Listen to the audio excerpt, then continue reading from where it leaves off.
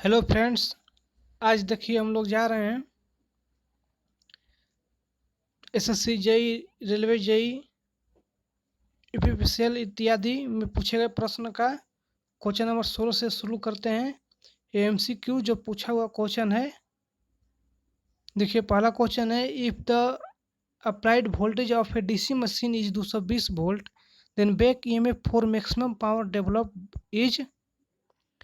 मान लीजिए कि कोई भी अप्लाइड वोल्टेज डीसी मशीन है, उसका 220 वोल्ट दिया है, उसका back EMF for maximum power is develop by 220 volt, 460 volts, 230 volts, 115 volt.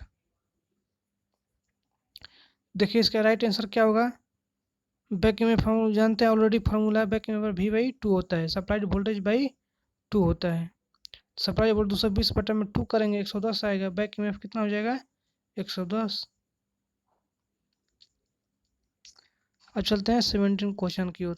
In case of a DC machine the efficiency is maximum when, in case of a DC machine the efficiency is maximum when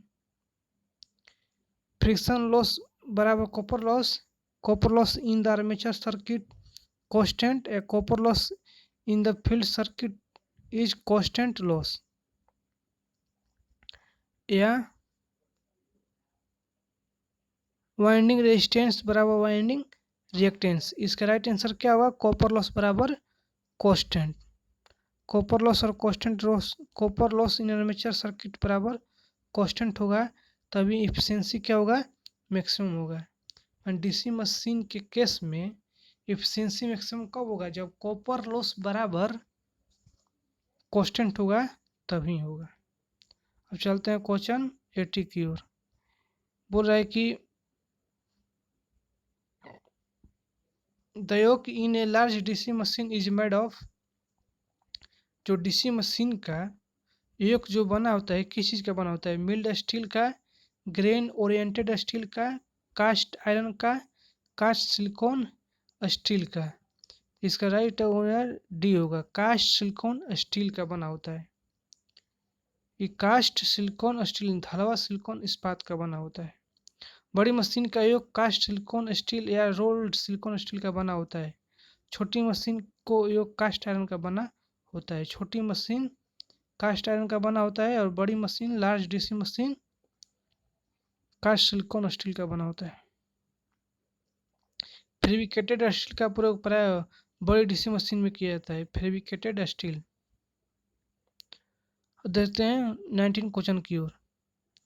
the function of a commutator in a DC generator, the function of a commutator in a DC generator, DC generator का commutator का function क्या होता है, converting AC to DC to support the rotating parts, या collecting the current from the armatures, या converting DC to AC। देखिए the function of a commutator in a DC generator, DC generator का commutator का function क्या होता है, converting AC to DC. मन commutator का था, डीसी जनरेटर का कम्यूटेटर का क्या काम होता है, converting AC to DC, support the rotating parts, collecting the current from the armatures, converting DC to AC. ये क्या करता है, एसी को डीसी में कम्यूटेटर चेंज करता है। डीसी जनरेटर में कम्यूटेटर का मुख्य कार्य एसी को डीसी में बदलने का होता है। डीसी जनरेटर में कम्यूटेटर का कार्य क्या होता है, एसी को डीसी में बदलने का होता है। डीसी मोटर में कम्यूटेटर का कार्य डीसी को एसी में बदलना है। डीसी मोटर में कम्यूटेटर डीसी को एसी में करता है और डीसी जनरेटर एसी को डीसी में चेंज करता है। इन case of a DC machine the value of load current at maximum efficiency is. देखिए डीएमआरसीसी जेई में पूछा, सेकेंड शिफ्ट में पूछा हुआ क्वेश्चन है 2018 में। In case of a DC machine the value of load current at maximum efficiency under root constant loss by armature resistance, variable loss plus constant loss by armature resistance, constant loss by RA plus RF,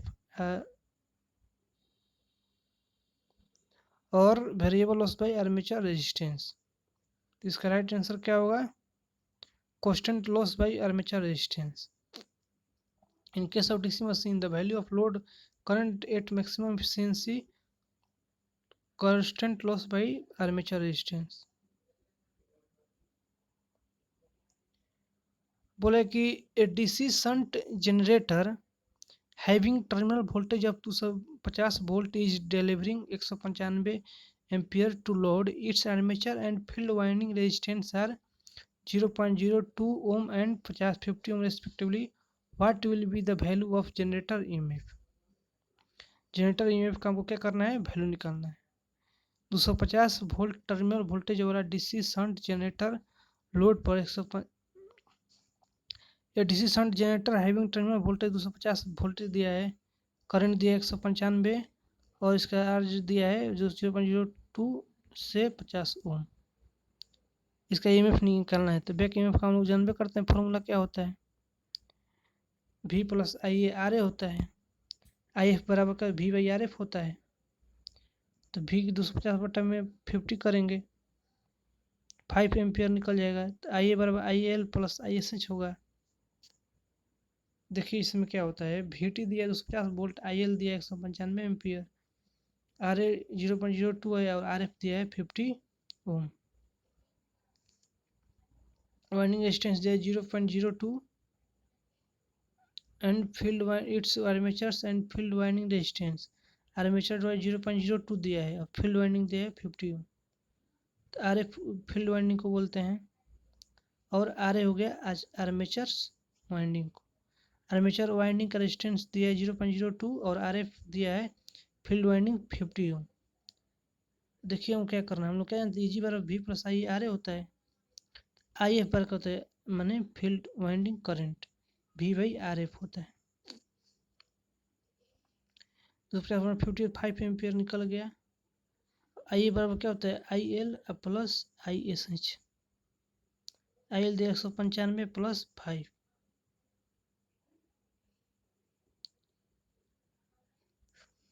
195 क्या दिया गया, delivering I L delivering 195 load. अब क्या करेंगे देखिए, I L plus I S H 195 plus 5 200 ampere हो जाएगा। Armature का करंट निकल गया। इजी में क्या था, V plus I A R A होता है।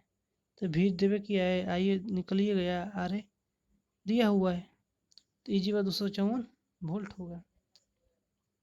आई ए बराबर क्या होता है, वी बाई आर एफ और आई ए बराबर I L plus I S H होता है shunt winding current.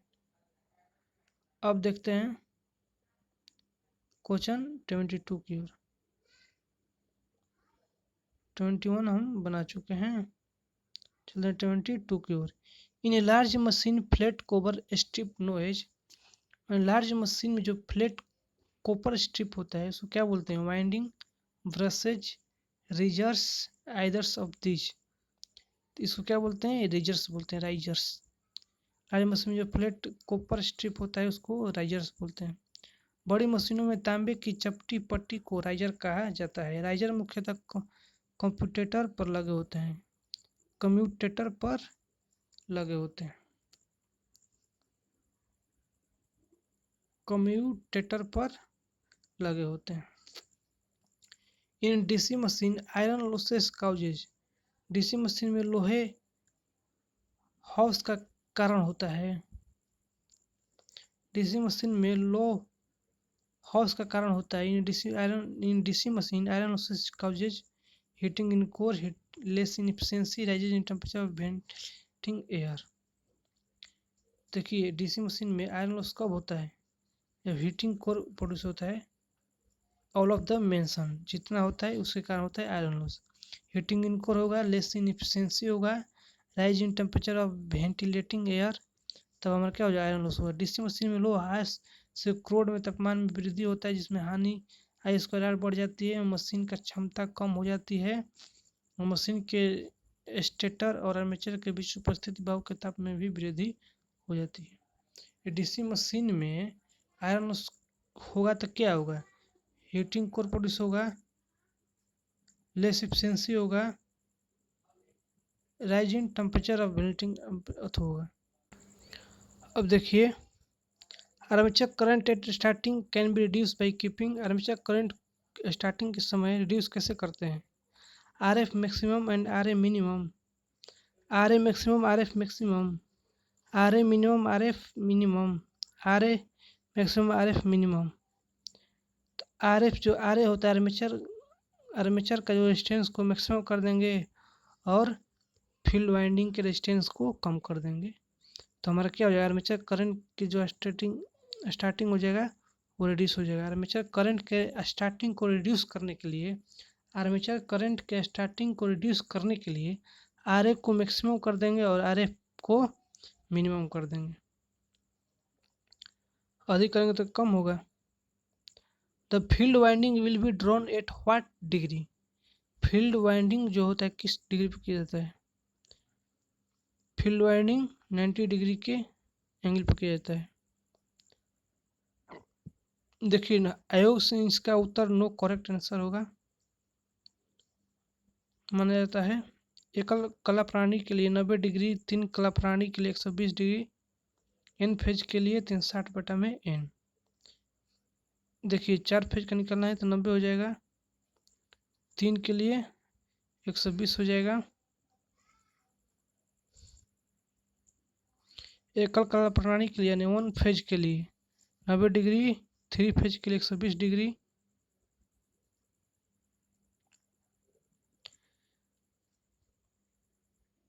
Compensating winding is placed in the pole show armature core main field. All of the options are correct. Compensating winding is placed in the pole show. Pole shoe में क्या होता है, compensating winding होता है। In DC generator wave winding is used for which type of machine, in DC generator wave winding is used for which type of machine, wave winding is used for which type of machine, high voltage low current, high voltage low current, high current low voltage, high voltage high current, low voltage low current।